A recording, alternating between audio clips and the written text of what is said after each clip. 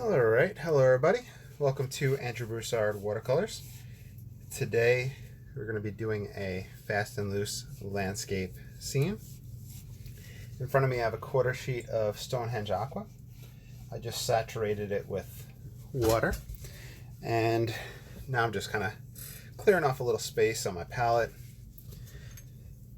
Spray it down, get things wet. I believe the last painting we used phthalo blue and mixed it with our earth tones, and I think this time I'm going to follow suit and really kind of push that some more. I've also been wanting to do something with raw umber, so let's grab some raw umber and play around with that as well.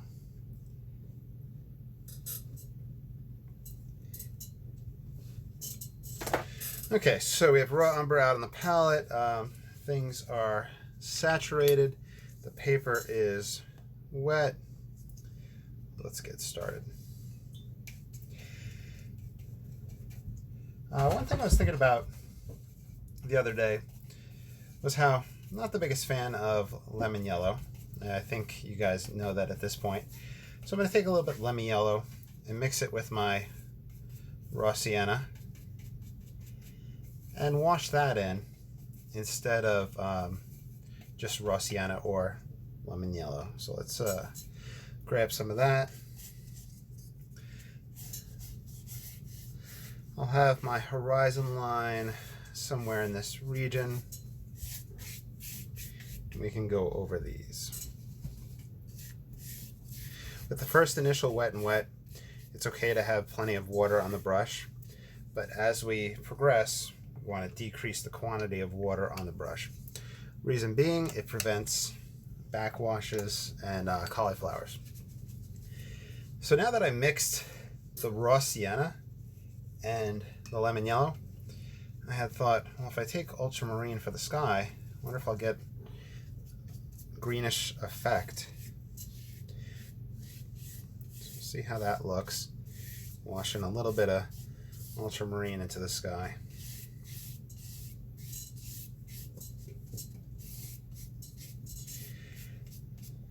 Alright. Now, I'm going to grab some stronger burnt umber. Raw sienna. Put a foreground landmass and kind of start shaping how I want this scene to look.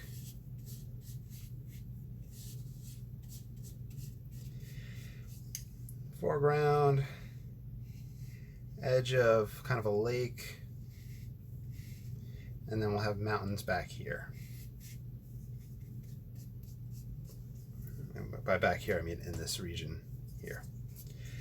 Let's grab a little bit of the raw umber, just put that in. I use raw umber in oil painting. I rarely use it, I never use it in watercolor.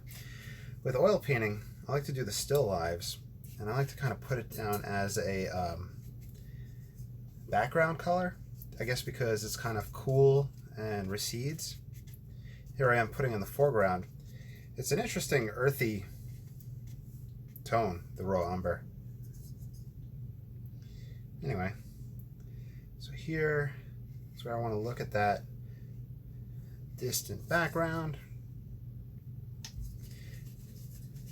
Since we're going to have water and some reflection of the sky,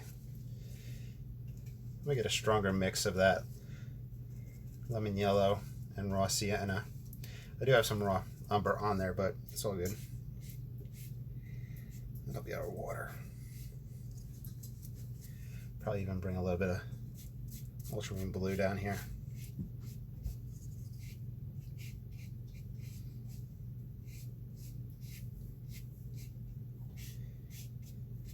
Okay. Now with wet and wet, as you know, whenever we dry off, it'll lighten up. We'll have that tonal shift. But so far, just the ultramarine, lemon yellow with the raw sienna, and then the raw umber in there, this is kind of like a really nice summery type of palette feel to it. So that might be something to explore down the line. There's a lot of things that I always want to explore painting, but the thing is, with the fast and loose painting, I don't really even have a second to go on the side and write down notes on what I want to explore. So hopefully I'll remember to play around with this palette more. Okay, so this is ultramarine and light red oxide. This is going to be for my distant mountains. I'm going to put it up relatively high. It's light in tonal value. It's going to recede back. I am wary of it passing down into my water area, like the lake scene. So I'm being a little timid with that.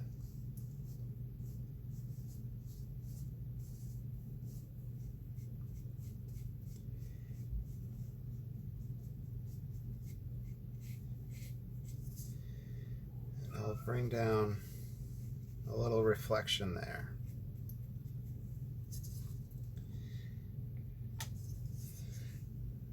I'm going to take some burnt, I didn't use any phthalo blue. I don't think I'm going to use phthalo blue in this painting. I'm going to take some burnt sienna into this mix, warm it up a little bit for a little bit of closer hill.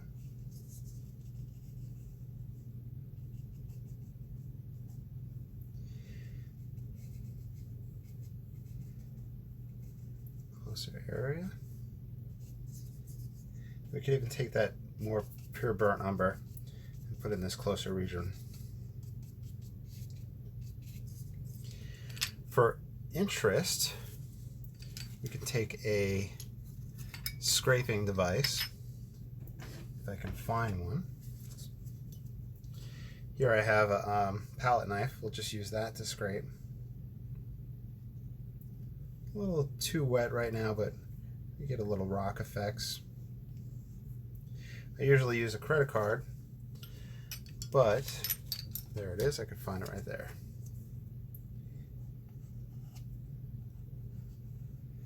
I'll scrape some shapes here. Okay, now I'm going to do a dry off. So if you're watching with earbuds, watch your ears.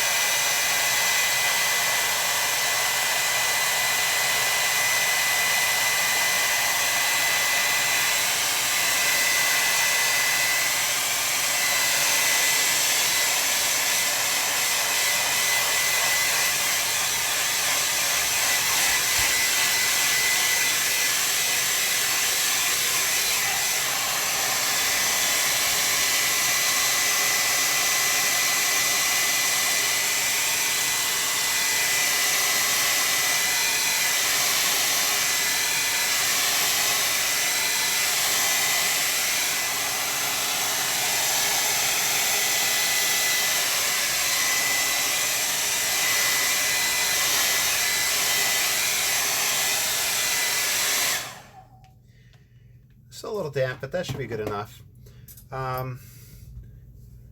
We could, if you want, to take a light wash and feed in far distant mountains, like a super light wash,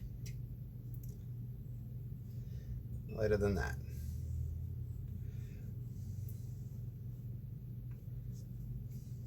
This is taking the #1 rigger.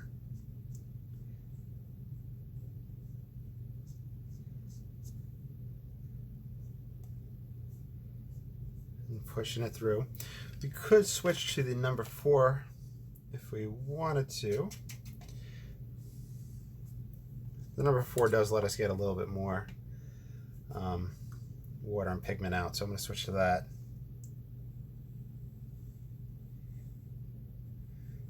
Do very light watermarks.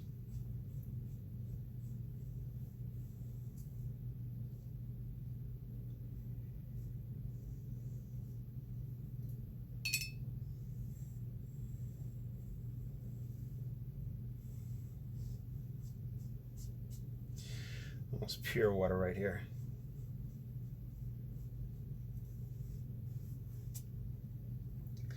Okay, now for our foreground, I'm going to want to put a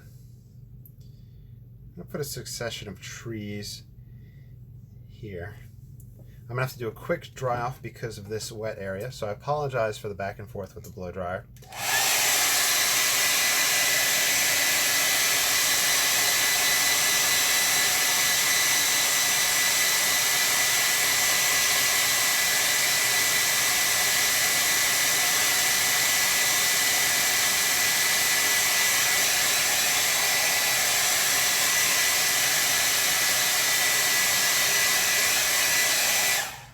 Okay, phthalo blue did make its way into the palette. This is phthalo blue with the raw umber, making a nice dark.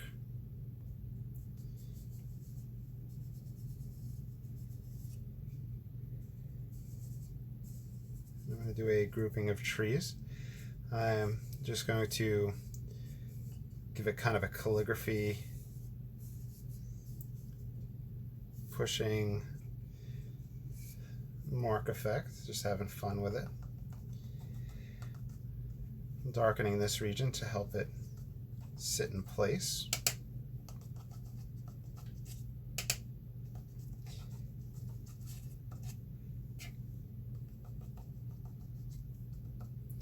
Kind of just tapping in, dry brushing, giving texture. You can use the back to scrape and give a little bit of marks. Anywho, back to these trees. So, phthalo blue, raw umber.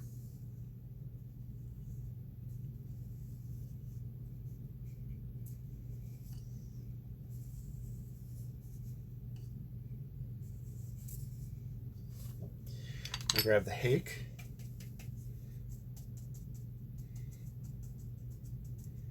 Do a little bit of texture.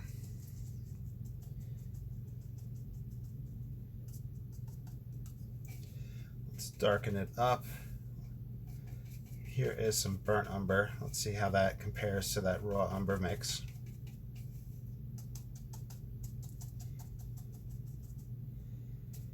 And then we'll come and we'll put in our foliage.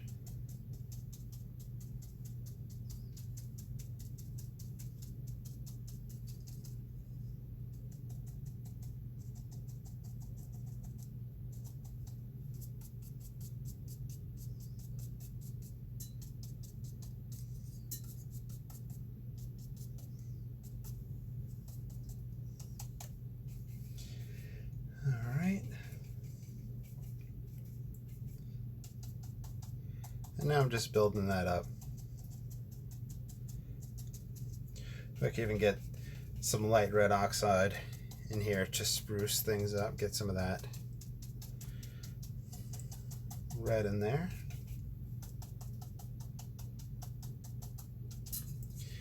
Take the card,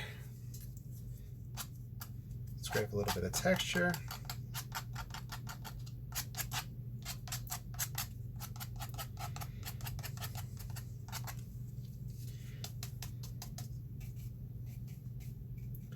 Here's some Payne's Gray as a convenience dark.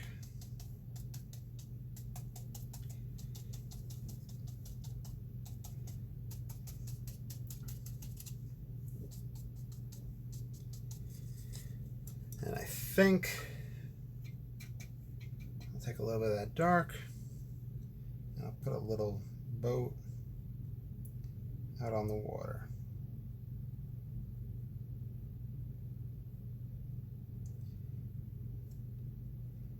Give it a sail.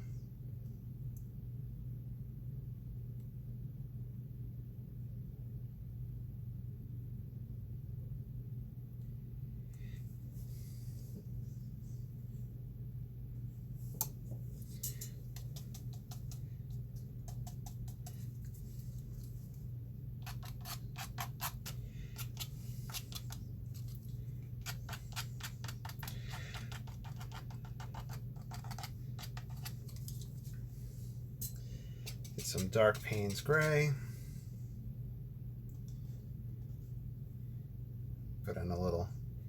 classic broken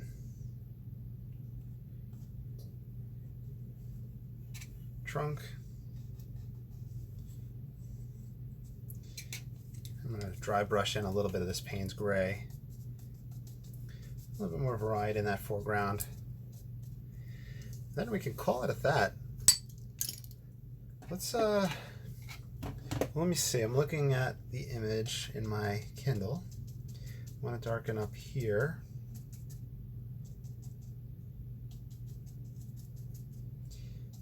Some variety. Now I'm going to dry it off. We'll see how it looks.